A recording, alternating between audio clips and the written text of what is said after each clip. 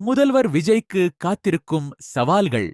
தற்போதைய நிலையில் கடும் நிதி நெருக்கடியை சந்தித்து வரும் தமிழக அரசின் கடன் 10 லட்சம் கோடி ரூபாய் என்ற அளவில் உள்ளது.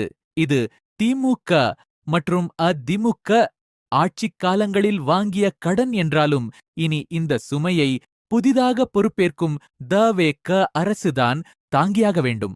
தமிழக அரசுக்கு தற்போது ஆண்டு வருமானமாக வரிகள் மற்றும் இதர இனங்கள் மூலம் சுமார் 3,50,000 கேஆடி ரூபாய் கிடைக்கிறது.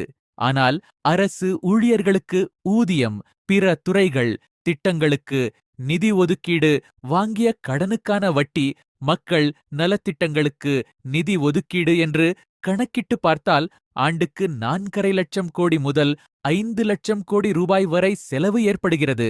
இதனால் ஒவ்வொரு ஆண்டும் சுமார் 1 லட்சம் கோடி ரூபாய் கடன் வாங்க வேண்டிய நிலை உள்ளது. மேலும் மகளிர் உரிமைத் தொகை 1000 ரூபாயில் இருந்து 2,500 ஆக உயர்வு. பெண்களின் திருமணத்திற்கு 1 பவுன் தங்கம். ஆண்டுக்கு 6 சிலிண்டர் இலவசம். பிறக்கும் குழந்தைகளுக்கு தங்க மோதிரம் என பல்வேறு புதிய திட்டங்களை தேர்தல் வாக்குறுதியாக விஜய் அறிவித்துள்ளார். இதையெல்லாம் செயல்படுத்த வேண்டுமானால் ஆண்டுக்கு சுமார் 4 லட்சம் கோடி ரூபாய் கூடுதலாக தேவைப்படும். அதற்கான நிதி ஆதாரம் என்ன என்ற கேள்வி எழுகிறது.